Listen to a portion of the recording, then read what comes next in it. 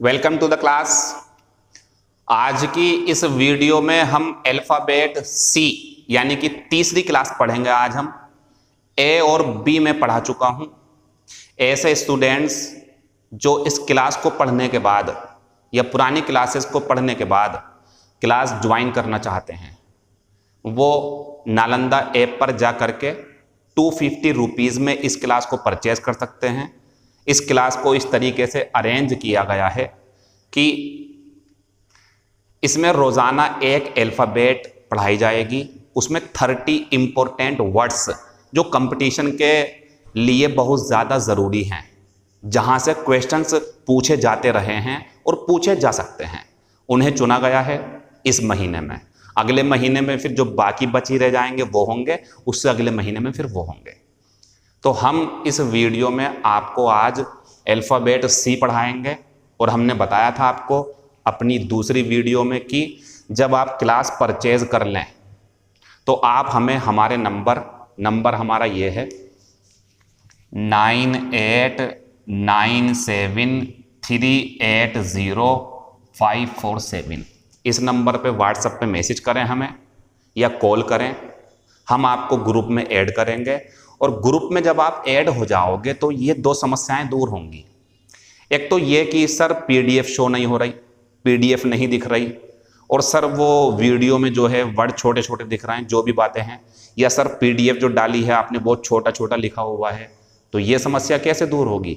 हम एक दिन पहले, जैसे आज आप क्लास सी देख रहे हो ना, तो ऐसे स्टूडेंट्स जिन्हें ग्रुप में ऐड कर लिया गया है, जिन्होंने फीस जमा कर दी है, उनको ये पीडीएफ कल सेंड कर दी गई है रात 10 बजे के करीब। अब वो बच्चे सुबह को 8 बजे ये वीडियो देख रहे होंगे। रिकॉर्डेड वीडियो होती है ये, 8 से 9 तो लाइव है, उसके बाद आप किसी भी टाइम देख लो, मिलेगी आपको ये। तो क्या करेंगे आप, एक दिन पहले जो पेपर भेजेंगे उसे नोट करो या फोटोकॉपी करवाओ, वो पेपर हाथ में रखो और फिर मैं आपको पढ़ाऊंगा, उसे एंजॉय करें आप। तो तभी इस क्लास का मज़ा है जब पेपर मिलेंगे आपको। दूसरा फ़ायदा ग्रुप का वो ये है कि जब हम एक हफ्ते पढ़ाने के बाद सबका एक मेगा टेस्ट लेंगे। टेस्ट के बिना मेरी कोई क्लास पूरी नहीं हो सकती है, क्योंकि प्रैक्टिस होती है उसके अंदर। एक हम सिखा रहे हैं आपको, इसमें तो हमारा दिमाग लग गया ना, आपने कैच कर लिया उसे।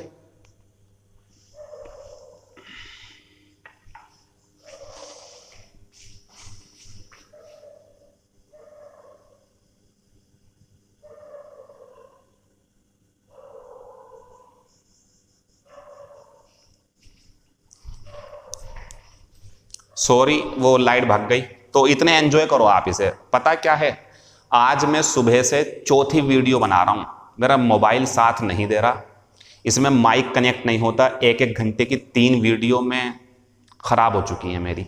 कोई बात नहीं, लेकिन तरस नहीं खाना आपको मेरे ऊपर, या मैं आपको कोई ये थोड़ी कह रहा हूँ कि मुझसे जुड़ जाओ आप, नहीं, ये मेरी ड्यूटी है। इसे मैं रात को 12 बजे तक भी बनेगी नहीं बनेगी बनाऊँगा।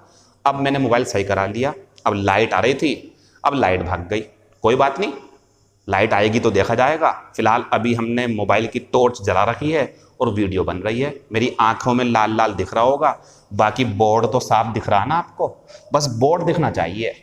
नहीं दिखेगा तो मैं बताऊंगा आपको। और वैसे भी पेपर आपको सेंड कर दिए गए हैं, तो उम्मीद करता हूं क्लास सी आप अच्छे से समझ सकते हैं। मैं पूरा एफर्ट करूंगा। और ये आज की समस्या है, इंशाल्लाह मोबाइल सही हो गया, अब कल से हमारी सारी क्लासेस बढ़िया चलेंगी। और इसीलिए क्लास तीसरी भी डेमो कर दी गई है, ये भी फ्री मिलेगी। पता क्यों? जब तक बच्चों को पूरी संतुष्टि ना मिल जाए कि होना क्या है क्लास के अंदर, तब तक मैं नहीं चाहता कि आप परचेज कर लो धोखे में। और क्लास चौथी भी डिसीजन ले लिया इस लाइट की वजह से, जो ये मजबूरी में पढ़ा रहा हूँ मैं। क्लास चौथी भी डेमो के रूप में मिलेगी। तो alphabet A, alphabet B, alphabet C, alphabet D, ये 4 आपके लिए मुफ्त हैं। अगर इतने में ही काम चल जाए तो ठीक है, और ज़्यादा चाहिए तो क्लास 5 भी आप तब ले पाओगे जब आप क्लास परचेज कर लोगे। ठीक, तो हमने पहले 2 डेमो क्लास रखी थी, लेकिन अब 4 कर दी। वजह, हम नहीं चाहते बिल्कुल भी कि कोई भी बच्चा कन्फ्यूज़न में फीस जमा कर दे, बाद में पछताए। तो आराम से सोच लो, 4 क्लासेस डेमो रहेंगी, इसे समझेंगे आज हम बता रहे थे आपको कि उस ग्रुप में जुड़ने के बाद हफ्ते में एक टेस्ट हुआ करेगा आपका। जो हफ्ते में आपका टेस्ट होगा, उसमें पूरे हफ्ते जो पढ़ाएंगे, शाम को जो क्वेश्चन हमसे पूछेंगे आपको, 6 बजे टेस्ट होगा आपको शाम को, 7 बजे आंसर भेज देंगे हम। अब आप चेक करना कितने सही हुए कितने गलत। फिर संडे की छुट्टी रहेगी, मंडे के दिन मैं उस पूरे टेस्ट को सोल्व करवाऊंगा और मंडे के दिन का जो अल्फाबेट होगा वो भी समझाएंगे। तो मैं जो मुझे जानते हैं, मैं अपनी तरफ से पूरी कोशिश करूंगा कि आपका वर्ड पावर का डर दूर कर दूं और वर्ड पावर में जो शब्द ज़्यादा ज़रूरी है उन पे फोकस करवा के आपको समझा दूं और आपको कंपटीशन में एक अच्छा स्थान दिला सकूं, आपको लगने लगे कि हाँ मैं अब कर सकता हूं कुछ। इसकी कोशिश पूरी करूंगा मैं। तो ये जो स्टूडेंट्स यूट्यूब पर या जो स्टूडेंट्स इस वीडियो को ऐप पर या कहीं भी देख रहे हैं, अगर उन्हें पसंद है तो आगे पीछे की डेमो देखो, आप ज्वाइन कर सकते हैं। फीस 250 रुपीज़ है। ये बातें हमारी ख़त्म हो गई। ग्रुप में जुड़ने के लिए मैसेज ज़रूर कर दें, उसके बिना क्लास में मज़ा नहीं आएगा। क्योंकि जब आपको ये ही नहीं पता कि अल्फ़ाबेट कौन सा चलेगा, शब्द कौन से हैं, तो क्या पढ़ोगे आप। चलिए ठीक है, शुरू करते हैं। अब एक तरीका ये भी है, जब भी क्लास शुरू होगी हमारी तो उसके पहले जो क्लास ख़त्म हुई होगी उसके ऊपर कुछ सवाल होंगे, जैसे ये हैं, वी शुड वेट, हमें इंतज़ार करना चाहिए, अंटिल द स्टॉर्म, जब तक तूफान हो, भूकंप हो, फायर हो, आग, दंगे हो या गुस्सा हो शांत हो जाए, अपने आप कम हो जाए। आंसर तीसरा है। ये मोबाइल नंबर था, मिटान देता हूं मैं। ये आंसर रहेगा इसका शांत करना। तो हिंदी, हमें इंतज़ार करना चाहिए जब तक तूफान शांत ना हो जाए। Answer abets. ये नहीं आएगा, ये होता टलना। और पता ये टलना नहीं होता, टालना होता है। टालना मतलब एक्सीडेंट को टाल दिया किसी ड्राइवर ने समझदारी से, हड़ताल को टाल दिया किसी मैनेजर ने समझदारी से, एक्सीडेंट को टाल दिया, बता दिया मैंने। तो जब टालते हैं तो यह आता है। लेकिन जब तीव्रता कम हो जाए, तूफान आ गया, अब सब लोग बैठ गए, अभी तूफान जाने दो, हल्का पड़ने दो, तो तूफान का, साइक्लोन का, फायर का, आग लग गई कहीं पे, बुझा रहे हैं उसे, फिर वो शांत हो गई। तो ये जो काम है हमारे, ये एबेट्स होते हैं। कल के परसों की अल्फ़ाबेट में सिखाया था मैंने आपको। ये नहीं आएगा, ये होता एक चीज़ के बदले में दूसरी चीज़ खरीदना, पैसे नहीं देना बल्कि चीज़ के बदले चीज़ खरीदना, बार्टर। एबाइड होता हमारा नियमों का पालन करना। क्वेश्चन नंबर दूसरा है, रिक्त स्थान इज ए बैड हैबिट। कैसी आदत बता रहा है? बुरी आदत है। तो बुरी आदत इनमें से कौन सी है? बेबी सिटिंग होती, बच्चों की देखभाल करना जब माता पिता घर पे नहीं होते हैं, तो ये तो गलत काम नहीं है। बार्टरिंग होता है एक चीज के बदले में दूसरी चीज ले लेना, पैसे नहीं देते, अनाज के बदले गेहूं ले लिए, कपड़े के बदले चादर ले ली, ऐसे करके। बैक बाइटिंग होता है चुगली करना, ये आंसर है। तो बुरी आदत होती है क्या? ये वाली। तो हमने शब्दों को समझा और आंसर लगा लिया। आज हमारे पास 3 शब्द हैं, कभी 300 होंगे जब सीखेंगे, तो कभी 3000 होंगे, कभी 30,000 होंगे, तो हम सब कुछ अच्छे से पढ़ लेंगे फिर। Back biting. तीसरा, कैन ही रिक्त स्थान हिमसेल्फ। मैंने ये 3 शब्द पढ़ाए थे आपको। एडेप्ट इसमें ए है, एडॉप्ट इसमें ओ है, एडेप्ट इसमें ई है। तो इन 3 शब्दों को जब हमने पढ़ाया तो हमने बताया होगा ये एडजेक्टिव है। और कैन के बाद में यहाँ कैन के लिए helping verb, subject, main verb आएगी। तो ये तो खत्म हो गया, एडजेक्टिव होता है, इसे मेन वर्ब की फर्स्ट फॉर्म चाहिए। तो ये भी मेन वर्ब है, ये भी। अब सुनो, ये गोद लेना होता, अपनाना होता है, ये होता अनुकूल बनाना, ढाल लेना। और ये एक ऐसा शब्द है जिसके बाद रिफ्लेक्सिव केस आता। इसका आंसर ये वाला है। तो ऊपर वाले का आंसर कौन सा हो गया? एबेट्स। इसका आंसर कौन सा हो गया? Back biting. और इसका आंसर कौन सा हो गया? एडेप्ट। फिर यहाँ आते हैं, वी, इसकी हिंदी सुनो। क्या वे इस एटमॉस्फेयर के अनुकूल अपने आप को ढाल सकता है? यह आंसर है इसका, ये वाला। फिर वी शुड, रिक्त स्थान बाई से भी इशारा मिलेगा आपको। आगे चलो, the rules of the traffic, नियमों का पालन करने के लिए एक शब्द है मेरे पास, एबाइड। और इसके साथ में क्या आती? बाई। ये नहीं आएगा, ये तो एबॉर्ट मतलब बच्चा गिरवा देना या गर्भपात करा देना, वो होता है ये। या किसी प्रोसेस को बीच में रोक देना। एक्नॉलेज होता स्वीकार करना। कौन सा स्वीकार करना? कि मुझे पत्र मिल गया, ये स्वीकार कर लेना। और एबेट होता है मदद करना कुछ गलत काम करवाने के लिए, ठीक है, उकसाना। गाइल लेस का एंटोनियम फ्रॉड नहीं होगा, डिसऑनेस्ट नहीं होगा, अकॉर्ड नहीं होगा, अपराइट होगा। क्यों? गाइल होता धोखा, गाइल हो गया धोखा, लेस लग गया तो ये हो गया निष्कपट, जो धोखा नहीं दे सकता। और जो धोखा नहीं दे सकता वो ये होगा। क्यों? क्योंकि ये ईमानदार है। ये हो गया। अच्छा एक मिनट रुको, मेरी गलती है ये, सॉरी, सिनोनियम बताना आपको, सॉरी मेरी गलती थी। तो गाइल लेस का सिनोनियम क्या होगा? ये होगा अपराइट। एंटोनियम पूछता तो ये होगा डिसऑनेस्ट, बेईमान, या ये भी हो जाएगा बेईमान। तो वो मेरा क्वेश्चन गलत हो गया था, ठीक है। तो गाइल लेस का सिनोनियम क्या होगा हमारा? अपराइट, ईमानदार। ये आंसर हमारे पुराने पेपर्स के ऊपर हैं। आज का पेपर शुरू करते हैं हम क्लास सी यानी कि अल्फाबेट सी।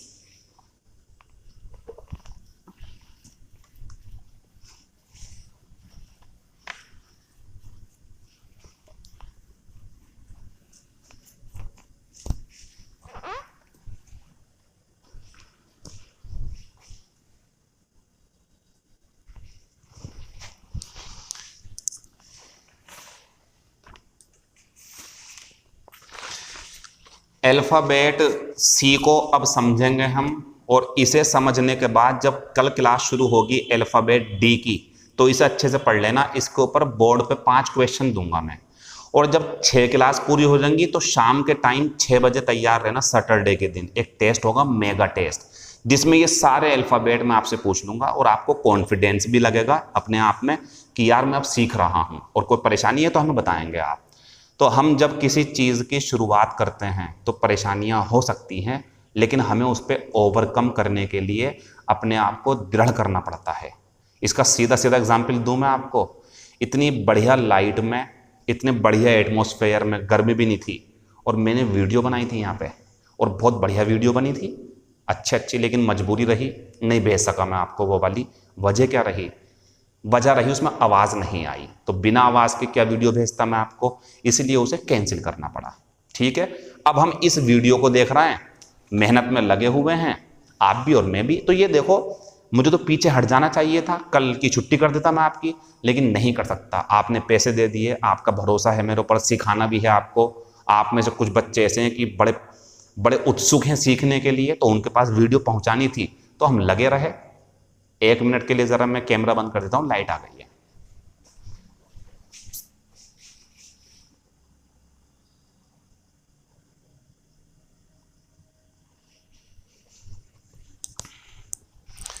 जो ये आपको थोड़ी बहुत समस्या हो रही है ना, लेकिन इसे मैं बीच में रुक रहा हूं, इसके लिए मैं थोड़ी माफ़ी चाहता हूं। नेक्स्ट टाइम आपको वीडियो में अच्छी क्वालिटी के साथ में मटेरियल प्रोवाइड कराया जाएगा, ठीक है। अब अल्फ़ाबेट सी पे आता हूं मैं। तो अल्फ़ाबेट सी पे जो हमारा पहला क्वेश्चन है ना, शुरू कर दी मैंने क्लास। अब ऐसे करके सीखना हमें। चेकआउट, पेपर आपको भेज दिया गया, आपको पेपर नोट कर लेना चाहिए था, मजा आता फिर क्लास में आपको। चलो देखो, चेकआउट, और दूसरा शब्द है हमारे पास चेक इन। पहला हो गया चेकआउट, दूसरा हो गया चेक इन। ये क्या है? ये खास करके किसी होटल में ठहरने के और फिर वहां से आने के लिए यूज होने वाले शब्द हैं। चेक इन पहली प्रक्रिया है, चेक आउट बाद की यानी कि दूसरे नंबर की प्रक्रिया है। मतलब जब हम किसी होटल में जाते हैं तो हम क्या कर रहे हैं वहां पे? Check in. चेक इन, वो हमारा नाम लिखेंगे, पता पूछेंगे और हमें रूम दे देंगे। हमने चेक इन कर लिया, चेक हो गए और अंदर चले गए। चेक इन इसलिए बोलते हैं, चेक करा उन्होंने हमारा सब कुछ और अंदर भेज दे जाओ। ठहर गए हम, 1 दिन बीता, 2 दिन, जितने दिन भी हमें रुकना, अब हम आ रहे हैं वहां पे, तो फिर वो चेक करेंगे सामान वामान हमारा, अपना रूम भी चेक करेंगे और हमसे कह देंगे ठीक है जाइए सब कुछ। तो चेक आउट, तो चेक आउट होटल छोड़ के चले जाना, चेक इन होटल में जाना। एक तो ये है इसका मतलब, ठीक है। इस शब्द का मतलब एक तो ये हो गया, एक यूज और है इसका। चेक आउट का मतलब ये भी होता है कि किसी बात की जानकारी लेना। पुलिस के लिए आता है ये शब्द। अगर कहीं पर कोई घटना घट गई तो पुलिस उस घटना की जो जांच पड़ताल करेगी, वो इन्वेस्टिगेशन भी होती, ये भी कह सकते हैं। The police will check out this problem, इस समस्या को चेकआउट करेगी पुलिस, तो ये जांच करने के लिए भी आता है, ठीक है, पुलिस वगैरह के। चेक इन का भी दूसरा यूज है। एक तो वो हो गया होटल में ठहरना और वहां से जाना। अब एक दूसरा यूज और है इसका। दूसरा यूज क्या है? दूसरा यूज ये है कि इसका इस्तेमाल जब एयरपोर्ट पर, एयरपोर्ट जो होते हैं हवाई यात्रा, जब हम हवाई यात्रा के लिए जा रहे होते हैं तो उसके पहले ही जो ऑफिस में वहां पे एयरपोर्ट पे हमारा जो एयरपोर्ट पर, एक मिनट जरा, वीजा जो होती है और जो हमारा पासपोर्ट है वो जो चेक होता है, वो जो प्रक्रिया है उसे बोलते हैं चेक इन। हम उस टाइम चेक इन में होते हैं, फिर वो कह देंगे ठीक है जाइए आप, तो चेक इन वहां भी होता है। तो check in, check out. Check in hotel में प्रवेश करना, चेक आउट होटल छोड़ के जाना, ये होता है हमारे शब्द। इनका यूज हमने एग्जाम्पल में करा है। क्वेश्चन नंबर पहला है दे पैक्ड, उन्होंने पैक किया सामान अपना, and checked out of the hotel, और होटल से चले गए। दूसरा example, the police had to check out the call, पुलिस को कॉल चेक करनी पड़ी। दूसरा खत्म हो गया, चेक इन पे आते हैं। He checked in the hotel last night, इसका मतलब है, इसका मतलब यह है उन्होंने होटल को चेक करा? नहीं, वो होटल में गए कल रात, होटल में ठहरे वो। तो चेक इन होटल में ठहरना, चेक आउट होटल छोड़ के चले जाना। दो शब्द हमारे पूरे हो गए। अब हम आगे बढ़ते हैं तो हमें मिला एक शब्द, ये चाइल्ड, ये तो बच्चा होता है, नाउन है। एक शब्द और देखो। अच्छा एक बात और सुन लें आप, उस पेपर में तो 30 वर्ड्स मिलेंगे आपको, लेकिन उसके अलावा बोर्ड पे भी कुछ सिखाऊंगा मैं। ये पेपर में लिखा हुआ नहीं है, तो इसकी हिंदी लिख लेना डांटना, और ये वर्ब है तो ये इसकी तरह लगती है लेकिन होती अलग है।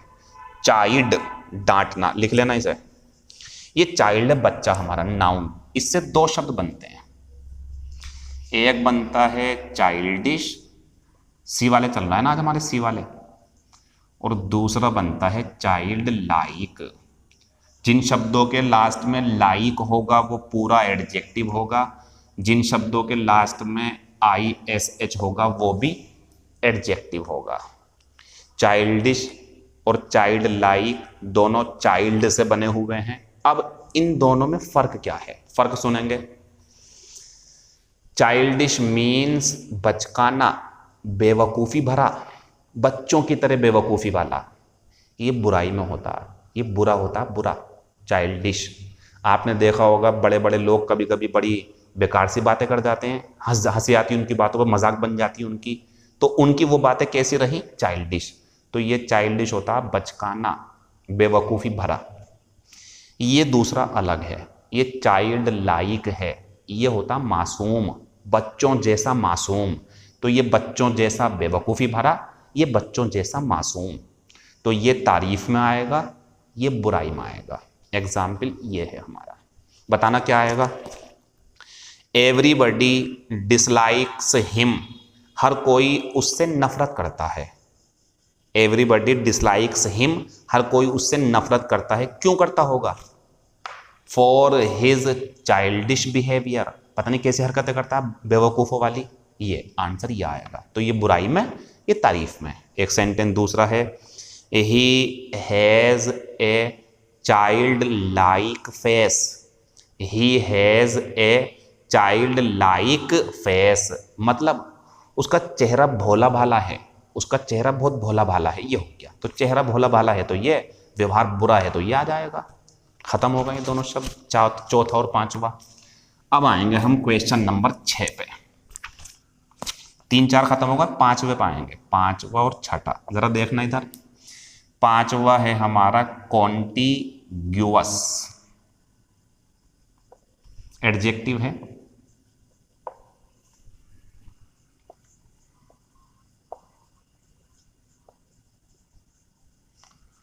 कॉन्टेजियस एडजेक्टिव है। दोनों एडजेक्टिव, दोनों में फर्क है। ये कॉन्टा है, ये कॉन्टी है, तो इसे सिखा दूंगा मैं, देखो याद हो जाएगा आपको। ये बना हुआ है कॉन्टेक्ट से, कांटेक्ट से बना हुआ है ये, मतलब छूने से होने वाली बीमारी जो होती है ना वो ये है। कॉन्टेजियस की हिंदी है संक्रामक। छूने से होने वाला रोग, होते हैं बहुत सारे रोग जो छूने से हो जाते हैं। आजकल आपके सामने एग्जाम्पल है कोरोना, हालांकि छूने से नहीं, लेकिन ये छींकने वगैरह से फैल जाता है ये, तो ये जो है कॉन्टेजियस ही कहलाएगा। ठीक है, तो कॉन्टेजियस मतलब संक्रामक, कॉन्टे। अब ये कॉन्टिग्यूअस क्या है, ये होता नजदीक। नजदीक मतलब दो शहर आसपास हैं, दो राज्य आसपास हैं, दो देश आसपास हैं, अस्पताल और स्कूल आसपास है, ऐसे करके जो होते हैं नजदीक होना। तो कॉन्टिग्यूअस नजदीकी के लिए आएगा एडजेक्टिव, कॉन्टेजियस छुआछूत संक्रामक बीमारी के लिए आएगा। तो जब बीमारी लगे तो ये, स्थान लगे तो ये, दोनों को याद कर लेना सही से, पेपर में खूब पूछे जाते हैं ये सवाल। क्वेश्चन नंबर पहला, the garden is, garden means बाग, बीमारी नहीं है, बाग एक जगह है, आगे चल के फील्ड लिखा हुआ है, टू द फील्ड तो एक स्थान दूसरे के समीप, ये आंसर है। क्वेश्चन नंबर दूसरा, वियतनाम, ये तो देश आपने सुना होगा वियतनाम, अखबार में आता रहता है, इसमें इंग्लिश में लिखा हुआ देख लेना। तो वियतनाम इज रेगिस्तान टू चाइना, तो वियतनाम चाइना के लिए संक्रामक है या वियतनाम चाइना के नजदीक है, फिर ये आएगा, दूसरे का भी यही है, स्थान है ना दो। तीसरा, स्कारलेट फीवर, फीवर आ गया बीमारी, स्कारलेट फीवर जैसे डेंगू फीवर, मलेरिया फीवर होते हैं बुखार, ऐसी स्कारलेट फीवर भी है एक। ठीक है, उस पर गूगल पे देख लेना कैसा बुखार होता है ये, फिलहाल बीमारी है ये। तो स्कारलेट फीवर इज, अब बीमारी है तो यह आएगा। तो सुनेंगे, scarlet fever is highly contagious, highly मतलब बहुत ज्यादा, तो स्कारलेट बुखार जो है वो बहुत ज्यादा संक्रामक है, वो एकदम फैल जाता, छूते ही फैल जाता, ये इसका मतलब है, ये आंसर रहेगा। याद करने का तरीका, कॉन्टैक्ट कॉन्टेजियस, अंतर है दोनों में, ये कॉन्टी है, ये कॉन्टैक्ट से होने वाला। फिर आते हैं चौथे पे, पीपल विद डिजीजेज, डिजीजेज कौन सी वाली, ये वाली। तो पीपल विद कॉन्टेजियस डिजीजेज, वो लोग जिन्हें संक्रामक बीमारियां होती हैं, should be isolated, should be isolated means उन्हें अलग किया जाना चाहिए। आइसोलेट होता अलग करना, अगर कई लोग साथ में हैं तो उन्हें अलग कर दिया कि दूर रहो बीमारी फैल जाएगी, जो इस टाइम चल रहा है आजकल, तो आइसोलेटेड बोलते हैं। आइसोलेशन वार्ड बने होते हैं जहां रखते हैं उन्हें, इस तरीके से। खत्म हो गया हमारा ये पांचवा और छठा। हमें चीजों को समझना, हमें यह नहीं करना कि 2 घंटे की क्लास पढ़नी है, और हमें यह भी नहीं करना कि निपटाना है 1 घंटा, सवा घंटा, 45 मिनट, 55 मिनट, 1.5 घंटा, जितने भी होंगे। कभी कभी क्लास 1.5 घंटे की भी होगी, वो देख लेंगे कैसे होगी, कभी 1 घंटे की होगी, वो हमें सब समझना है। हमें तो अपना मटेरियल अच्छे से समझना और ज्यादा ही समझना, कम नहीं करना। एक शब्द 7वें नंबर पे हमारे लिए है कैबरे, इसमें टी जो है वो साइलेंट होता और इसे पढ़ते हैं हम कैबरे। एक बात मैं आपको बता दूं कि इस पेपर में शब्दों का चुनाव मैं अपने 8 या 9 साल के अनुभव के आधार पर कर रहा हूँ। मैं कंपटीशन में ठाकुर द्वारा में मैं पढ़ाता हूँ, ज़िला मुरादाबाद का एक ये शहर है, कस्बा ठाकुर द्वारा, यहाँ मैं पढ़ाता हूँ, और इस जगह मैं 8 या 9 साल से पढ़ा रहा हूँ, कंपटीशन की तैयारी करा रहा हूँ। तो मुझे जो सबसे ज़्यादा इम्पोर्टेंट शब्द लगते हैं कि ये बहुत पूछे गए हैं, या मेरा दिल मतलब मेरी जो अनुभव है वो मुझसे कहता कि अजीम ये सिखाओ बच्चों को, ये काम के हैं, ये पेपर में आएंगे, बच्चों को ज़रूरत है, तो वो चुनता हूँ मैं। जैसे ये शब्द, अब ये पेपर में नहीं भी आए लेकिन सीखना तो चाहिए आपको, ज़रूरी है, हम कह रहे हैं इसलिए। तो कैबरे आपने सुना नहीं है, कैबरे डांसर, कैबरे क्या होता समझ लो। रेस्टोरेंट होगा, लोग खाना खा रहे होंगे, सामने डांस चल रहा होगा, सामने गाने का प्रोग्राम चल रहा होगा, या हंसा रहे होंगे वहां पे खड़े हुए, वो तीनों ही जो काम चल रहे हैं वो कैबरे कहलाता। इसमें टी साइलेंट होता, ठीक है। तो कैबरे हो गया लाइव चल रही परफॉर्मेंस जो सामने चल रही होती है, लोग खाना खा रहे होते हैं, होटल होते हैं बहुत सारे। अब प्रियंका चोपड़ा ने ये डांस करा था गुंडे फिल्म में। रणबीर सिंह और अर्जुन कपूर थे उसमें, इरफान खान पकड़ने आया था वहाँ पे, तो डांस चल रहा था, होटल में खाना पी रहे थे, वो सामने डांस कर रही थी, उसे बोलते हैं, वो होता कैबरे डांस। तो ये कैबरे हो गया, इसमें टी साइलेंट होता। एक बात और, इस शब्द के ऊपर हमने ये बनाया हुआ है, ये, इसका मतलब जान लो आप। मतलब ये कि ये इशारा है, इसकी स्पेलिंग सही से पढ़ लेना, ये पेपर में आती है। यानी कि जिस शब्द के ऊपर भी मैं ये बनाऊंगा तो आपके लिए इशारा है, जो CGL, CPO, SSC स्टेनो या किसी और की भी तैयारी करते हैं, UP स्टेनो या कुछ भी, आपको लगता है उसमें अंग्रेजी की स्पेलिंग आती है, तो जिस पे ये बना हुआ होगा, मेरा मतलब ये है वो पूछ सकता है, वो पूछी गई है वो स्पेलिंग के क्वेश्चन में। ठीक है, तो स्पेलिंग खास करके याद कर लेना। स्पेलिंग है CABARET, ये साइलेंट है लेकिन लिखते हैं इसे कैबरे। खत्म हो गया। एग्जाम्पल देख लो इसका एक, हेलन। हेलन जो सलमान खान की माँ है, बहुत खूबसूरत ये एक्ट्रेस थी पहले, इसी ने शुरू करा था ये। तो Helen made a successful career in cabaret. Helen ने कैबरे के रूप में एक बहुत सक्सेसफुल करियर बनाया था। क्वेश्चन नंबर पहले पेज के सारे खत्म हो गए। हम आते हैं पेज नंबर दूसरे पे, और क्वेश्चन नंबर 8 जो है हमारे सामने टकराया, ये वाला। केको। केको शब्द जहां होगा समझ जाना बुरा। बुरा मतलब होगा उसका फोन। फोन शब्द जहां आएगा समझ जाना आवाज की बात चलेगी।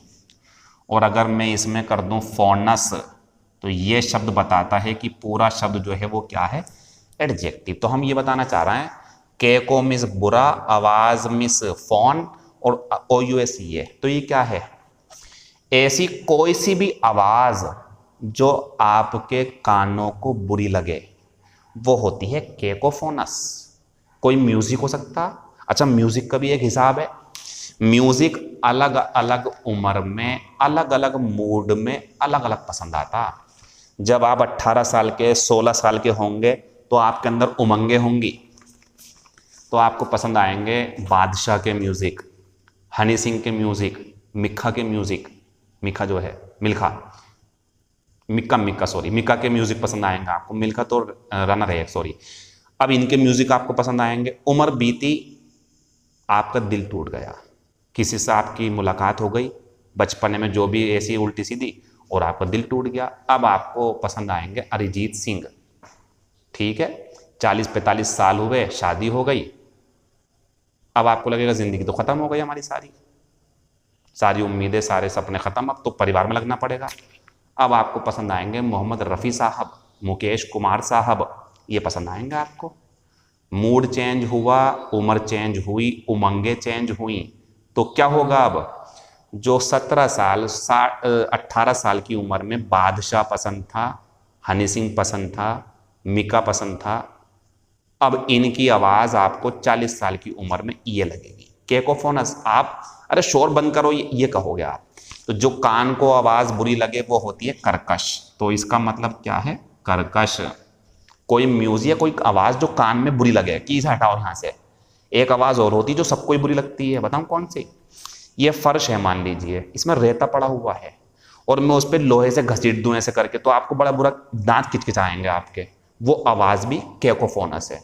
तो केकोफोनस मतलब बुरा, बुरा साउंड कोई। ठीक, अब जब इसे सीखा हमने तो ये सीख लो, ये पेपर में नहीं है। केको, इससे बना रहा हूं एक नया शब्द, केकोग्राफिस्ट, जिसमें IST आएगा, वो नाउन होगा और उसके अंदर क्या होगा, व्यक्ति। इसमें कोई व्यक्ति छुपा हुआ है, व्यक्ति क्या है अभी बताएंगे। केको ये, ग्राफ मतलब जो हम लिखते हैं उसकी बात कर रहे हैं, और IST व्यक्ति, पता ही क्या है, ऐसा व्यक्ति जिसका राइटिंग बहुत बुरा हो। कोई केको है ना, केको बुरा हो, तो ये हो गया बुरा लिखने वाला। इसका राइटिंग बहुत बुरा हो, पता नहीं ऐसे करके उसने लिख दिया, कुछ समझ में नहीं आ रहा, तो उसका राइटिंग बुरा है। अगर अच्छा नहीं लग रहा आपको तो कह सकते हैं वो केकोग्राफिस्ट है, वो व्यक्ति जो ऐसा लिख रहा है। ठीक, तो बुरा लिखने वाला, यदि इसका राइटिंग बुरा हो, लेकिन इससे एक शब्द और बनाया हमने, कैली, कैलीग्राफिस्ट। इसमें आ गया कैली, ये अच्छा होता, ये बुरा होता है, ये अच्छा होता कैली। तो कैलीग्राफिस्ट होता है जिसका राइटिंग अच्छा हो। अगर आप अभी यूट्यूब पर कैलीग्राफी, ये व्यक्ति है, ग्राफिस्ट ये भी व्यक्ति है, जिसका राइटिंग बुरा हो, जिसका राइटिंग अच्छा हो, वो आवाज के लिए, फोन है ना उसमें इसलिए। अब अगर मैं ये कर दूं, मान लो कैलीग्राफी, तो ये हो गई राइटिंग सुधारने की कला, एक काम, इसकी क्लासेस चलती हैं, तो कैलीग्राफी सीख सकते हैं आप कहीं भी। खत्म होगा हमारे शब्द। ये नए थे आपके लिए, वो पुराना है, ऊपर लिखा हुआ है बोर्ड पे, नोट कर ले करो जो नया हो करे। तो ये हो गया हमारा कर्कश। इसकी जो सिनोनियम है, मतलब इसका जो यूज है वो ये है, the music was cacophonous in nature. Cacophonous मतलब वो उस व्यक्ति को पसंद नहीं था, उसको शोर लग रहा था उसके अंदर, ये हो जाता। होते हैं बहुत से म्यूजिक तेज आवाज में चल रहा हो तो केकोफोनस बन जाते हैं वो। खत्म हो गया।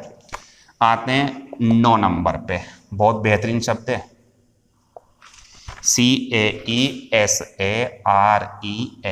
सिजेरियन।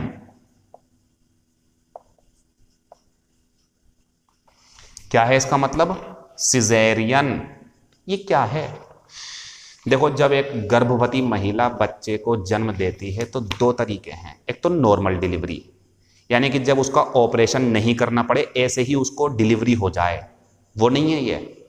अब एक केस ये होता है कि नॉर्मल डिलीवरी नहीं हो पाई, तो उसके पेट में जगह होती, चीरा लगाते हैं जो भी डॉक्टर वगैरह, और बच्चा निकालते हैं। वो जो प्रक्रिया है वो ये है। तो सिजेरियन डिलीवरी, सिजेरियन सेक्शन होता है जहां पे वो बच्चा निकालते हैं, जहां से वो एरिया जो होता है इतना। तो सिजेरियन भी होता है, नॉर्मल भी होता है। तो ये क्या है हमारा? बच्चा पैदा करने की ऑपरेशन वाली technique. Example, my elder brother, मेरा बड़ा भाई, वाज बोर्न, पैदा हुआ था, बाई सिजेरियन, समझ जाओ, ऑपरेशन से हुआ था वो, ये इसका मतलब है। इसकी स्पेलिंग अगर पेपर में आ जाए तो बढ़िया है, या एक ये भी होती इसकी स्पेलिंग, सब कुछ सेम है, बस यहां ई की जगह आई हो सकता, ये भी सही होती है। लेकिन नंबर 1 पे इसे लगाना, नंबर 2 पे इसे।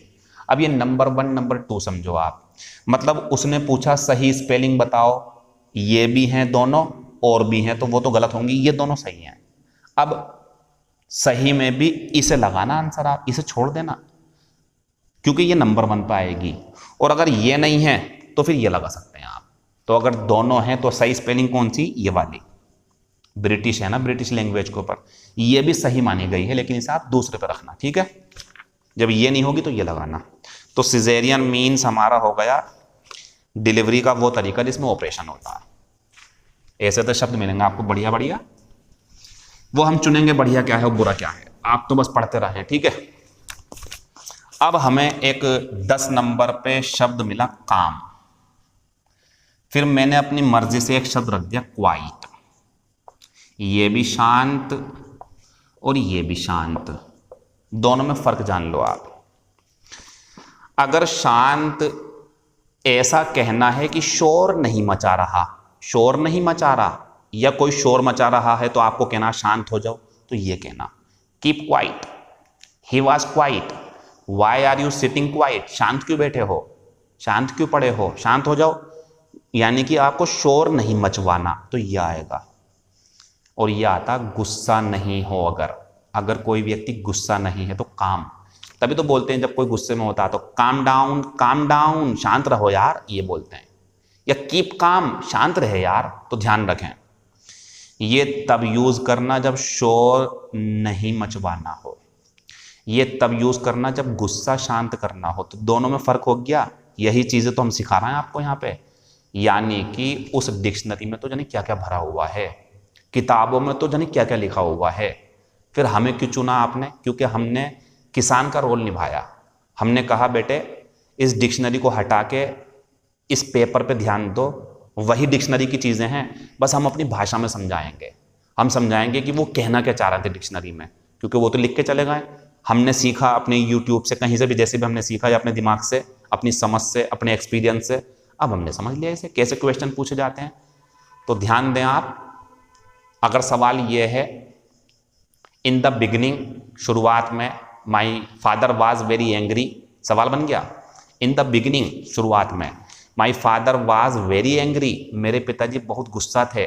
बट आफ्टर सम टाइम, लेकिन थोड़ी देर बाद, ही वॉज काम, ये मत लगाना, गुस्सा है शोर मचा रहा है, गुस्सा है तो गुस्सा का उल्टा ये आएगा।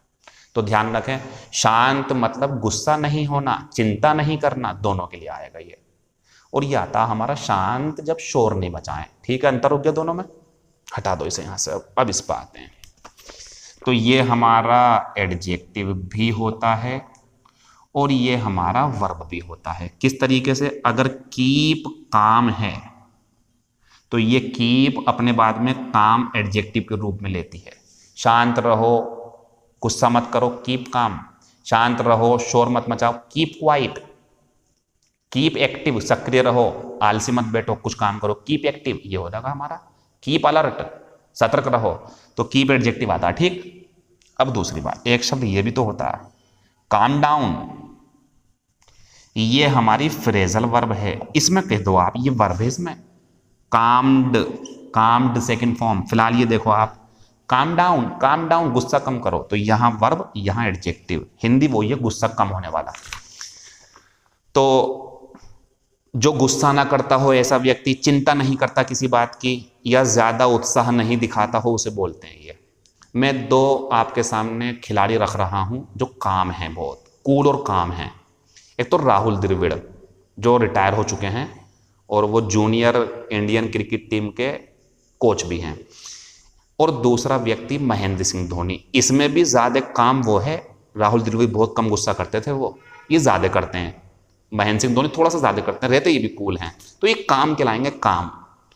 ठीक, दूसरी बात, दो खिलाड़ी और हैं, उन्हें भी ले लो, विराट कोहली और सौरभ गांगुली। ये बहुत एग्रेसिव हैं, इसका एंटोनियम आ गया एग्रेसिव। इसका मतलब होता गुस्से से भरे हुए, तो ये एंटोनियम है। ये कौन है? विराट कोहली, युवराज सिंह, गौतम गंभीर, ये खिलाड़ी बहुत गुस्सेनाक हैं। और ये शांत है, काम, आराम से रहते हैं। जैसे कि हमने बता दिया महेंद्र सिंह धोनी या रोहित शर्मा भी मैं कह सकता हूं शांत है काफी हद तक, तो वो काम है। ये एग्रेसिव है दूसरे वाले, ये एंटोनियम है। अब एक चीज और है इसके अंदर, अगर कोई स्थान है और वहां ना शोर नहीं मचता, लेकिन स्थान के लिए बोल रहा हूं, स्थान है बहुत शांत सा, कोई शोर नहीं है, आराम से समुद्र का किनारा है और लेटे हुए हैं, कोई शांति, मतलब कोई शोर शराबा नहीं, वो स्थान काम हो सकता है। ठीक है, काम प्लेस, काम सिटी, काम विलेज, शांत गांव, शांत शहर, शांत मोहल्ला, तो ये स्थान के लिए काम लग जाता। क्वेश्चन नंबर पहला, द सिटी इज काम, शहर अब शांत है। दोबारा से शांत क्यों कह रहे हैं पता? एक दिन पहले आपके गांव में या कहीं भी बहुत झगड़ा हुआ, शोर शराबा मचा, गाली गलौज हुई, एक दूसरे को मारने को तैयार थे, पुलिस आई, अरेस्ट कर लिया, शांत हो गया गांव, कोई शोर नहीं, सब अपने घरों में हैं, ये काम कहलाता है। जब अमरीश पुरी आज का अर्जुन फिल्म में लगान लेने के लिए आता था, अंगूठे लेने के लिए, तो पूरे गांव में जो सन्नाटा होता था ना, वो यही होता था। The village was very calm, पूरा शांत रहता था। आगे बढ़ते हैं, just calm down, just calm down लिखा मैंने, वर्ब है ये, शांत रहो, एंड टेल मी, और मुझे बताओ, व्हाट हैज हैपेंड, क्या हुआ है, क्यों परेशान हो, ये हो गया। तीसरा, शी हैज द एबिलिटी, उसके अंदर योग्यता है, टू कीप काम, शांत रहने की, इन इमरजेंसी। इमरजेंसी पता क्या होता? एकदम से कोई मुसीबत आ जाना, कहते नहीं इमरजेंसी वार्ड में लेके जाओ, जो अचानक से कुछ हो जाता, तो आपातकाल में भी वो शांत रहती है, कोई गुस्सा या परेशान नहीं होती बिल्कुल भी, इसे बोलते हैं। अब हम आते हैं इसके बाद में क्वेश्चन नंबर 10 पे।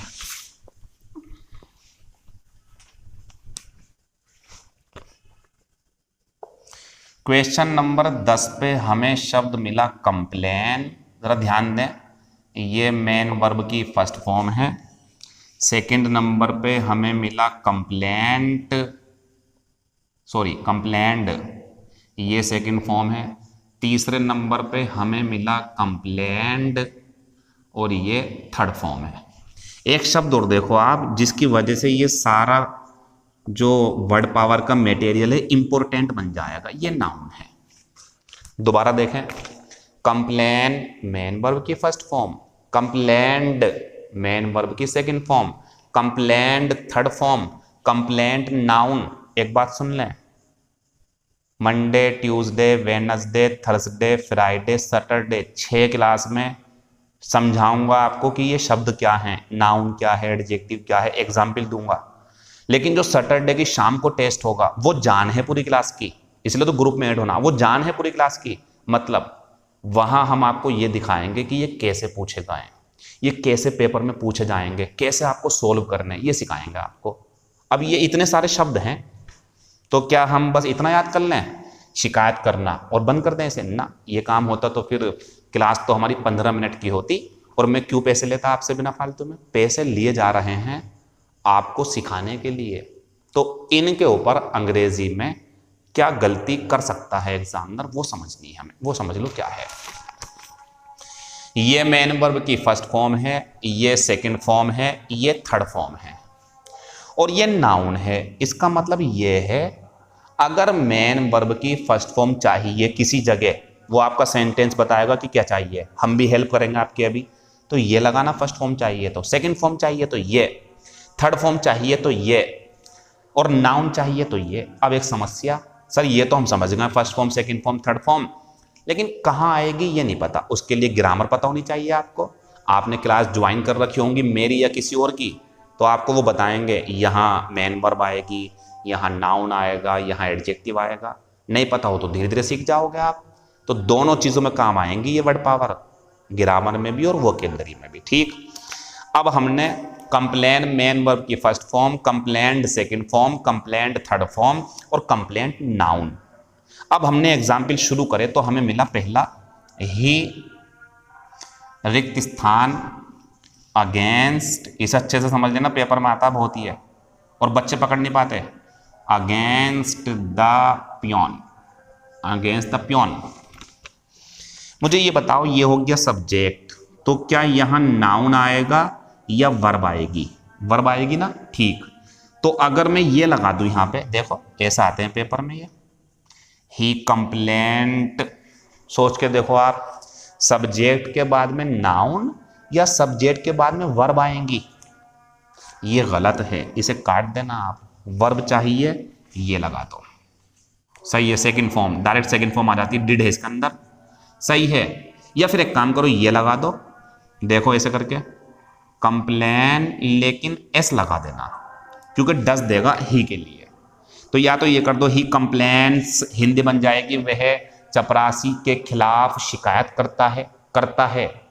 और यहां जाओगे तो ये भी सही है, ये वाली, उसने चपरासी की शिकायत कर दी, उसने चपरासी के खिलाफ शिकायत कर दी, ये किसी कीमत पे नहीं आएगा। क्यों? सब्जेक्ट के बाद में वर्ब आएगी। तो ये लगा दो तो डज, ये लगा दो तो भी ठीक है, ये मत लगाना, गलती है एक नंबर की। पहला खत्म हो गया, सही लगा हुआ बिल्कुल, कंप्लेंट लगा हुआ सही है, सेकंड फॉर्म। क्वेश्चन नंबर दूसरा, क्वेश्चन नंबर दूसरा है, आई रिसीव्ड ए रिक्त स्थान अगेंस्ट हिम। ये सब पेपर आपके पास हैं, सब पेपर आपके पास मौजूद है, भेज चुका हूं पहले। तो आई रिसीव्ड ए रिक्त स्थान अगेंस्ट हिम, बताओ ए के बाद में क्या आएगा? नाउन। अब ये आनी चाहिए, अगर ये लगी हुई है हमारी तो ठीक है, और अगर ये लग जा ये, तो ए के बाद में मेन वर्ब की फर्स्ट फॉर्म गलत है, ये इसे काटना पड़ेगा आपको, इसका ध्यान रखना। ये ऐसी गलतियां पकड़नी सीख जाओगे कि जो कोई नहीं पकड़ सकता, और आपको दूसरों से ही आगे निकलना। बहुत सारे बच्चे इस बात से परेशान हैं कि एसएससी का पेपर तो फिर बढ़ गया। परेशान रहो, हम तो पढ़ाते रहेंगे, हमें पता ना क्या होगा। जो ज़्यादा पढ़ेगा वो ज़्यादा आगे रहेगा, और जो कम पढ़ेगा वो पीछे रहेगा। तो पहले कौन लगेगा? जो आगे होगा। डिसीजन आपके, इस पे फालतू नहीं बोलूंगा, ठीक है? जो पढ़ने वाले हैं वो पढ़ते रहते हैं। तो आई रिसीव्ड ए कंप्लेन, ये कर दो, अब सही है। ये भी गलत होगा यहाँ पे, ये भी गलत होगा, कौन सा आएगा? ये आएगा। कंप्लेंट काउंटेबल होती, कंप्लेंट्स ज्यादा हो जाएंगे तो शिकायत है, सही है बिल्कुल हमारा ये, ठीक है। तीसरा एग्जाम्पल, ही विल रिक्त स्थान और अगेंस्ट मी और फुल स्टॉप। ही विल रिक्त स्थान against me full stop. Subject, helping verb, और ये will, shall, can, could, should, may, must, ये मॉडल होती हैं और इनके बाद में मेन वर्ब की फर्स्ट फॉर्म चाहिए होती है। इनको ध्यान रखो आप सबको, ये काम आएंगे आपके। अब मेन वर्ब की फर्स्ट फॉर्म चाहिए तो ये लगा दूं ना, ये लगा दूं ना, गलत होंगे लग गई तो ये लगा दूं ना, क्या आएगा, ये आएगा। तो कंप्लेन ये वाली फर्स्ट फॉर्म, तो वह मेरे खिलाफ शिकायत कर देगा। दोनों एग्जाम्पल खत्म हो गए, पेपर में है सारे ये। अब हमने पकड़ा अपना एग्जाम्पल नंबर 4, तो वो है हमारा शी हैज। ए आ गया, रिक्त स्थान अगेंस्ट यू, तो बताओ ए के हिसाब से क्या आएगा, ये आएगा नाउन। तो फिर इसमें देखो टी वाला लगा हुआ होगा चौथे एग्जाम्पल में, सही है।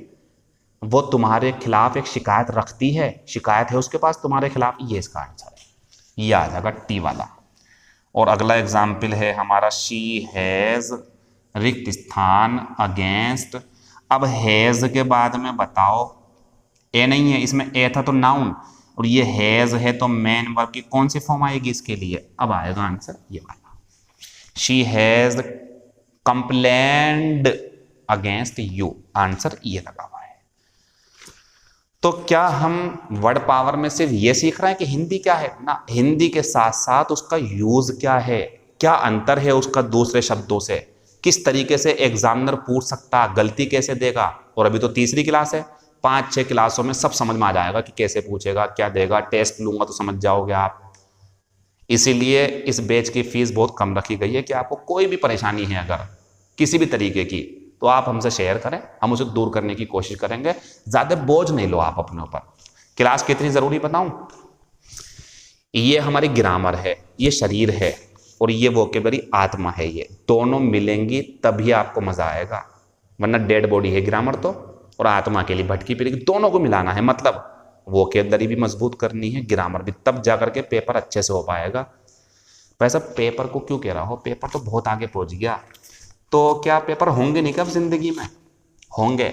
आप सावधानी बरतें, घर पे रहें, बाहर निकलने की ना सोचें, हाथ सही से धो, मास्क का इस्तेमाल करो, और घर पर रह करके अच्छे तरीके से खान पीन करो आप, और पढ़ाई करते रहो। इंशाल्लाह टाइम बीतेगा, अच्छे दिन आएंगे आपके फिर से, फिर आपको कॉलेज को जाना पड़ेगा, फिर आपको पेपर देने जाना पड़ेगा। तो इस बीच में ऐसा ना कर लें, बाहर क्यों घूमें, घर पे रह करके अपने आप को एक वैल्यूड पर्सन ना बना लें, अपने आप की कीमत ना बढ़ा लें हम। करो ये काम, फायदे में रहोगे आप, और बच्चों को पीछे छोड़ जाओगे आप, जो इस इंतज़ार में कि यार क्लास कब शुरू होंगी। तो मैं क्या कहूँ इसके बारे में, मुझे तो पता नहीं, मैं कोई ज्योतिषी तो हूँ नहीं, अच्छे वैज्ञानिक परेशान है, इतना मुझे पता है। लेकिन पढ़ते रहो और आगे बढ़ते रहो, रुको मत बिल्कुल भी। आंसर हमारा ये खत्म हो गया पेज नंबर 2। पेज नंबर 3 में हमारे सामने एक वर्ड आया, उसे देख लेते हैं। अब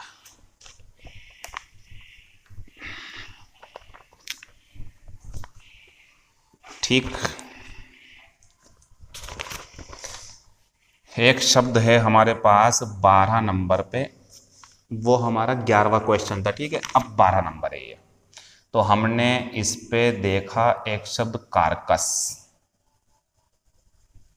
इसको अपन निशान बना हुआ है, इसकी स्पेलिंग आ जाती है पेपर में। और एक शब्द है कॉर्प्स, ये 13 नंबर पे है। तो अभी तक हमने इतनी देर में 11 शब्द समझे। 1 मिनट,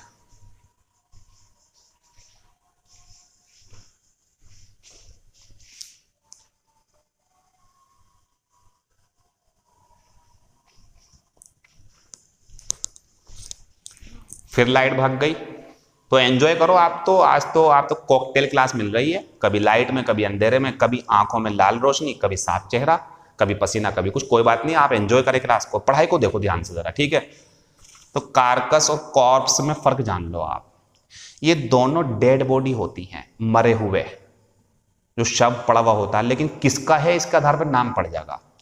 अगर इंसान की डेड बॉडी है तो कॉर्प्स, ई वाला। अगर इंसान का शरीर है मरा हुआ, कोई मरा हुआ व्यक्ति पड़ा है, तो बोलेंगे कॉर्प्स पड़ी हुई है, या डेड बॉडी बोल दो या कॉर्प्स बोल दो, ये मत बोलना, क्योंकि ये आता है जानवर के लिए, पक्षी के लिए, किसी कीड़े मकोड़े के लिए। अगर सांप, कछुआ, मछली या शेर, हिरन, कुत्ता, बिल्ली, चिड़िया पड़े हुए हैं तो वो क्या पड़ा हुआ है? मरा हुआ, कारकस पड़ा हुआ है, कारकैस। और ये कॉर्प्स इंसान के लिए आता है, ठीक। तो ये इंसान का मृत शरीर, ये जानवर का मृत शरीर। और क्वेश्चन है हमारा इसमें, आई सा ए रोटिंग, एक शब्द है देखना जरा, रोट, ROT। इसका मतलब होता फल का या मांस का शरीर जो होता उसका गलना सड़ना, जो गलता है वो सड़ता है, कीड़े खा जाते हैं उसे पानी में वगैरह में, ठीक है। तो ये एक शब्द है, ध्यान रखना, वर्ब ये रोट। तो ये कह रहे हैं ING में है, आई सा ए रोटिंग कार्कस ऑफ डियर, मैंने एक सड़ती हुई हिरन की लाश देखी। ये कह रहा है मैंने एक सड़ती हुई हिरन की लाश देखी। किसकी लाश है? हिरन की। ये आंसर होगा देखो। और अगर मैं यहीं पे कॉर्प्स कर दूं, गलती हो रहेगी, काट देना। तो ये वर्ड पावर की हमारी नॉलेज चल रही है, ऐसे नोट करें आप। फिर दूसरा क्वेश्चन है, they buried the corpse in the church yard. अच्छा, चर्च यार्ड भी होता, ग्रेव यार्ड भी होता है, सेमिटेरी भी होता है। कब्रिस्तान 3 तरीके के होते हैं, चर्च यार्ड भी होता है, ग्रेव यार्ड भी होता है, सेमिटेरी भी होता है। सेमिटेरी और चर्च, ग्रेव यार्ड बाद में बताएंगे, चर्च यार्ड समझ लो। देखो, एक तरफ गिरजाघर, ईसाइयों का जो गिरजाघर होता है चर्च, और उसके बराबर में जो कब्रिस्तान है वो ये होता है चर्च यार्ड। ये हो गया, ठीक है। कब्रिस्तान अगर गिरजाघर के बराबर में हो, खत्म हो गई बात, ईसाइयों का होता है ये। अब दे बेरीड द कॉर्प्स, उन्होंने लाश को दबा दिया। कॉर्प्स है तो किसकी? इंसान की। उन्होंने लाश को दबा दिया कब्रिस्तान में, खत्म हो गई बात। एक जरूरी शब्द बताने वाला हूं, जरा ध्यान दे, बोर्ड पे बहुत इंपॉर्टेंट, बहुत ज्यादा। इधर देखो, ये तो खत्म हो गए। हमें एक शब्द मिला बेरीड, हमें शब्द क्या मिला? बेरीड। इसकी हिंदी हमने कल भी पढ़ी थी और आज भी है, क्या होता? दफन करना।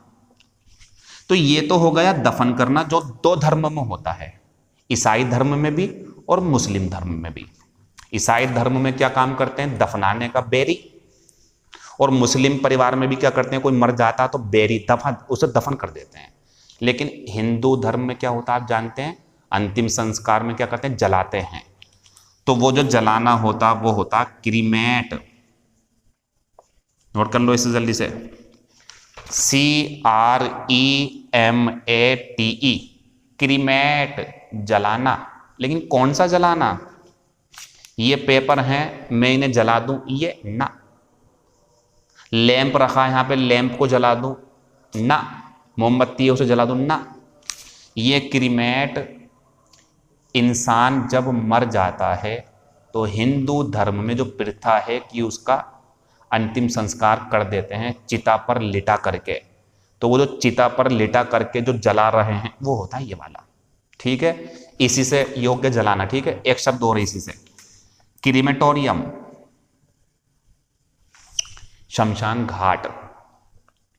जिस जगह वो बंद सा होता है उस व्यक्ति को जलाते हैं, वो ये काम, मतलब जो जगह है वो जगह क्रीमेटोरियम हो जाएगा वो, ठीक है। और क्रीमेट क्या था हमारा? जलाना। अब एक शब्द और आया जलाने के साथ साथ, बर्न। पता ये कौन सा जलाना है?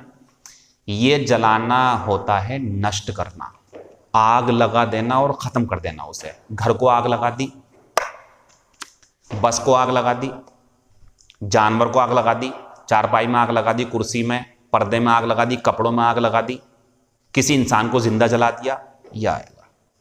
तो ये अलग है, ये उसके लिए आता है हिंदू धर्म में जो अंतिम संस्कार के दौरान जलाते हैं, क्रीमेट होता है वो। और मुसलमान में ये होता है, मुस्लिमों में और ईसाइयों में। और ये जो चीज़ है ये कोई भी कर सकता है, बस जलाना, नष्ट करना। फिर एक शब्द और आया, लाइट। ये नाउन भी है और ये वर्ब भी है। जब ये नाउन है तो प्रकाश, जो इस टाइम क्लास में नहीं है, मजबूरी है, कैमरे का इस्तेमाल करना पड़ रहा, ठीक, कैमरे की लाइट का।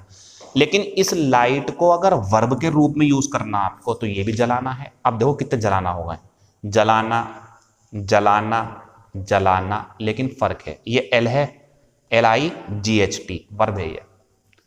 क्या फर्क है इनमें? सुन लेंगे, तीनों अलग अलग है।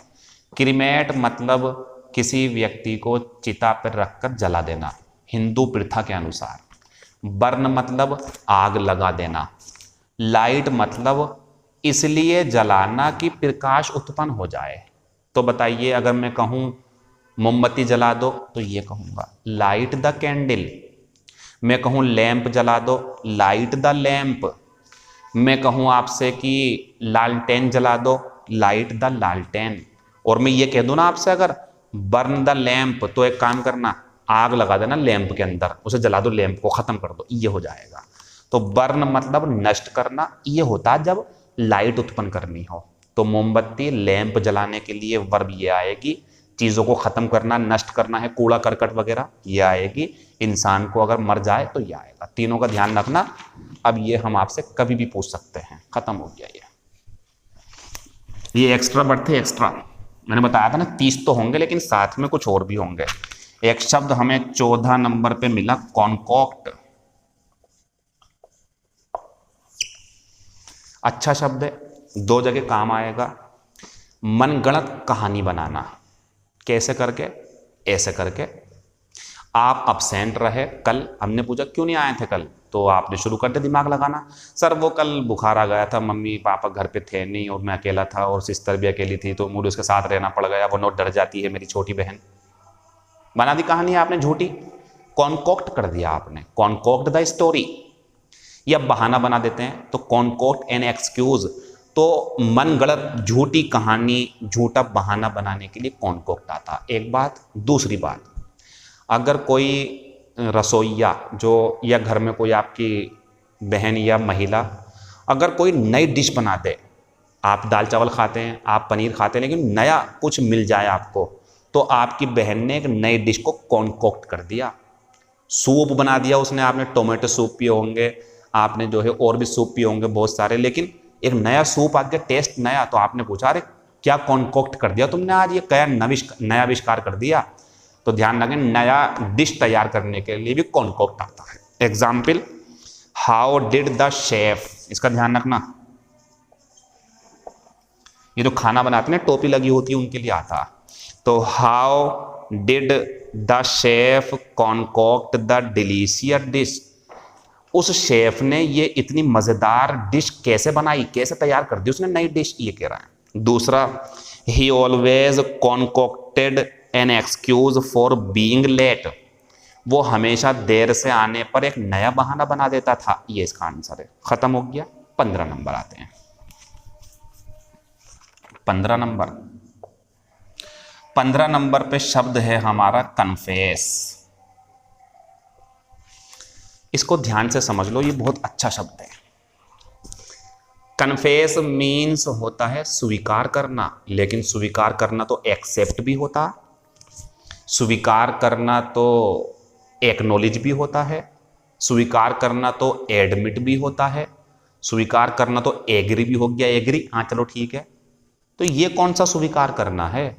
इसी वजह से क्लास चलाई जा रही है आपकी, कि शब्दों का असली यूज सीख जाओ आप और गुमराह ना हो जाना क्लोज टेस्ट में, फिल इन द ब्लैंक्स में, या शब्दों का सही इस्तेमाल करने से। जैसे आप शब्दों का गलत इस्तेमाल कर सकते हो, किसका? इसका। बहुत करते हैं बच्चे इसका गलत इस्तेमाल। स्मार्ट, इस शब्द का गलत इस्तेमाल बहुत सारे बच्चे करते हैं। कैसे करके? जैसे एक लड़का या लड़की शादी में जा रहे हैं, कोई भी, वो तैयार होकर आया, आपका भाई या कोई भी, आपने देखा अरे बड़ा स्मार्ट लग रहा या बड़ी स्मार्ट लग रही है, गलत बोलना है आप। आपको कहना चाहिए लड़का है तो बड़े हैंडसम लग रहे हो, लड़की है तो बड़ी ब्यूटीफुल लग रही हो। स्मार्ट मत कहो आप। क्यों मत कहो सर? इसलिए मत कहो, स्मार्ट शब्द उस व्यक्ति के लिए लगाते हैं जो दिमाग से काम को अच्छे तरीके से करता हो। मैंने 2 स्टूडेंट्स को एक क्वेश्चन दिया, एक ने 2 मिनट में बढ़िया करके सोल्व कर दिया, एक ने 4 मिनट में सोल्व करा, तो वो स्मार्ट है। कौन सा वाला? पहले वाला। तो स्मार्ट नहीं। तो हम इस क्लास में क्या सीख रहे हैं ये मत समझना वो किधर ही सीख रहे हैं एंटोनियम सिनोनियम, नहीं, एंटोनियम सिनोनियम भी सीख रहे हैं। इंपॉर्टेंट इतने सारे हैं, क्या पढ़ोगे आप? हम बता रहे हैं ये पढ़ लो, ये जरूरी है, उन्हें नजरअंदाज कर दो, और टाइम है तो उन्हें भी पढ़ लो, बढ़िया चीज है जितना पढ़ लोगे आप। ईडियम फ्रेज ये पढ़ो जो हम बता रहे हैं, टाइम बीतता जाएगा, ज्यादा हो जाएंगे आपके पास। इन शब्दों को पढ़ो जो हम बता रहे हैं, इन शब्दों के अंतर को समझो। तो स्मार्ट शब्द का सही इस्तेमाल सीख लेना, दिमाग के लिए आता है। अब आ गए हम कन्फेस पे। तो स्वीकार करना, जैसे इनविटेशन स्वीकार कर लिया आपने तो एक्सेप्ट आएगा। किसी ने आपको पत्र भेजा, फिर आपने फोन करके बताया हाँ भैया पत्र मिल गया, ये एक्नॉलेज कर रहे हैं आप, समझते रहे ना। अब कन्फेस क्या होता, अपने अपराध या अपनी गलती को स्वीकार कर लेना। लाइट आ चुकी है, ये वाली लाइट बुझा देते हैं, ठीक है।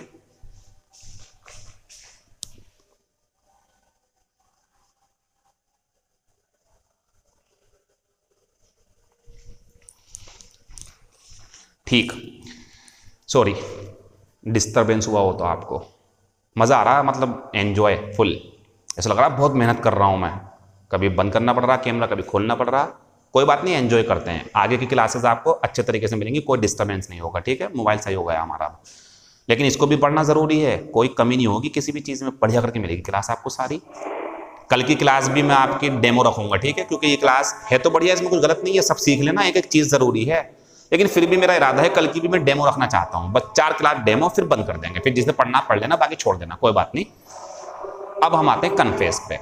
तो कन्फेस होता है अपराध या गलती या पाप को स्वीकार कर लेना। आप, किसी ने पंखा गिरा दिया, किसी ने किवाड़ तोड़ दिया, किसी ने कुर्सी तोड़ दी, किसी ने मोबाइल फोड़ दिया, किसी ने कोई झूठ बोल दिया, ये सब अगर वो बाद में मान ले हाँ यार मैंने करा था ये, तो वो कन्फेस कर रहा। कन्फेस मीन्स आपने जो काम करे हैं पहले गलत, उसे आपने बाद में मान लिया कि हाँ भाई मैंने करे हैं, ये होता हमारा कन्फेस। और जब आप भगवान के सामने या अल्लाह के सामने या चर्च में जा करके, मंदिर मस्जिद गुरुद्वारा कहीं भी, ईश्वर से तौबा करते हो कि हाँ मुझसे गलती हो गई, मुझे माफ़ कर दो अल्लाह, भगवान या ईसा मसीह जो भी हैं, ये गुरुजी जो भी, कि मुझे माफ़ कर दो, मैं अब ये गलती नहीं करूँगा, ये आप कन्फेस कर रहे हैं और आपके दिल में ये है और ये होता भी है। अगर सच्चे दिल से आप माफ़ी मांग लोगे तो ईश्वर माफ़ कर देता है, दोबारा गलती मत करना वो। तो ये कन्फेस होता है हमारा। तो देखें एग्जाम्पल इसके, you should go to the church, तुम्हें चर्च जाना चाहिए, एंड कन्फेस योर सिंस, और अपने पापों को स्वीकार करना चाहिए, माफ़ी मांगनी चाहिए उसकी। ये हो गया, बढ़िया शब्द है। यहाँ एडमिट नहीं आएगा, यहाँ एक्सेप्ट नहीं आएगा, यही तो फ़र्क है। ये अलग यूज़ है, वो अलग यूज़ है, वो भी आएगा कभी आगे चल करके। दूसरा, I played a very bad match, मैं एक बहुत बुरा मैच खेला, कॉमा ही कन्फेस्ड, उसने ये स्वीकार कर लिया। तो वो बुरा खेला, उसने कह दिया बाद में हाँ यार मैं बुरा खेला था। तो जो काम कर चुके हैं जब उसे स्वीकार कर लेते हैं तो वो होता कन्फेस कर लिया। द थिफ कन्फेस्ड, चोर ने स्वीकार कर लिया कि उसने मेरी घड़ी चुराई थी। तो चोर, मर्डरर, रोबर या कोई भी काम करके उसे स्वीकार कर ले तो कन्फेस कर लेते हैं वो। और उनके द्वारा जो साइन होते हैं ना पेपर पे, वो कन्फेशन है उनका, कोर्ट में दे देंगे इनने स्वीकार कर लिया कि गलती इनने करी है, अब जो करना आप कर लो। तो कन्फेशन हो गया उसका, वो खत्म हो गया पेपर। 3 पेपर खत्म, और लास्ट में जाने के बाद सिनोनियम बचते हैं। ये पेपर आपकी मेहनत का ज़्यादा है लेकिन मैं फिर भी पढ़ दूंगा, ठीक है। इसे याद कर लेना, सैटरडे में टेस्ट है इसका, टेस्ट के बिना क्लास नहीं पढ़ाता मैं। टेस्ट में ये पता चल जाता ना कि आप क्या पढ़ रहे हो, गलती तो नहीं कर रहे हैं आप, मैं तो नहीं कर रहा। और सबसे बड़ा फायदा कि पेपर में कैसे सवाल आते हैं ये पता चल जाएगा आपको। सेसेशन होता है ठहराव, ठहराव कैसा, विराम। जैसा भी बीच में मैंने 2 बार ले लिया कि रुको मैं भी बंद कर दूं, वो जो रुका में बीच में सेसेशन था वो। और जो शुरुआत होती है वो बिगिनिंग एंटोनियम है, ठीक है।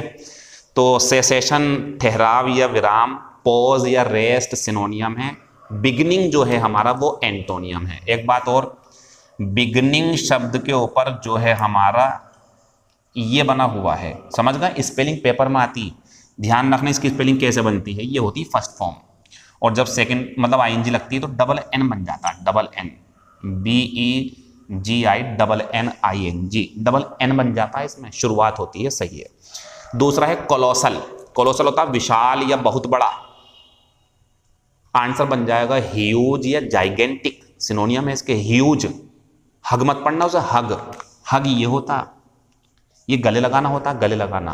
और जो पेपर में है वो ह्यूज है, ह्यूज ये हो गया बड़ा, ये विशाल। जाइगेंटिक भी सिनोनियम है इसका, लेकिन स्मॉल और टाइनी, टाइनी पढ़ेंगे, वो एंटोनियम है छोटा। कॉम्बैट होता है झगड़ा, तो फाइट सिनोनियम। पीस शांति, या जो है एग्रीमेंट, मिल गए मतलब वो रजामंदी हो गई, इसे बोलते हैं हम पीस शांति, मतलब एंटोनियम। कंसील होता छिपाना, और छिपाने के लिए तो सबको एक सिनोनियम याद ही होता हाइड, और जब हम किसी चीज़ पे कुछ ढक देते हैं कवर, तो वो भी छिप जाता। तो कंसील के दो सिनोनियम हैं, हाइड और कवर। एंटोनियम क्या है? रिवील। रिवील पता क्या होता? उजागर करना। जैसे ये है और मैं ऐसे कर लूँ, ऐसे करके आप कहो सर क्या छिपा रहा हो, तो कंसील कर रहा हूँ मैं, हाइड कर रहा हूँ, कवर कर रहा हूँ। मैं क्या लो, ये है, ये मैंने रिवील कर दिया, उजागर करना। कंसाइज ये होता संक्षिप्त, छोटा। सिनोनियम में ब्रीफ, शॉर्ट, और एंटोनियम में लेंदी या लार्ज। ये हमारे सिनोनियम में पढ़ते रहें, ये पेपर में 5 नंबर का आएंगे, 5 नंबर के एंटोनियम आएंगे। सीजीएल का पेपर है 10-10 के हो जाते हैं, ये हम जो पढ़ा रहे हैं वो पढ़ते रहो आप। आते हैं अब हम ईडियम्स पे। Cut one's coat according to one's cloth, कहते नहीं है इतने पैर पसारो जितनी चादर है। इसका असली मीनिंग क्या है? इसका असली मीनिंग ये है, अपनी कमाई अपनी इनकम के अनुसार खर्च करो, ज्यादा मत करो। तो ये है to live within one's means. Means होते हैं साधन, जो कमाई के साधन है आपके। या to live within one's income, अपनी आय के अंदर रहो, उससे बाहर मत निकलो, फिर कर्ज में डूब जाओगे आप, ये कह रहे हैं। क्रोकोडाइल टीयर्स होते हैं झूठे आंसू, पाखंडी आंसू। तो आंसर बन जाता फॉल्स टीयर्स या हिपोक्रिटिकल टीयर्स। एक शब्द होता है, देख लो इधर, हिपोक्रेसी।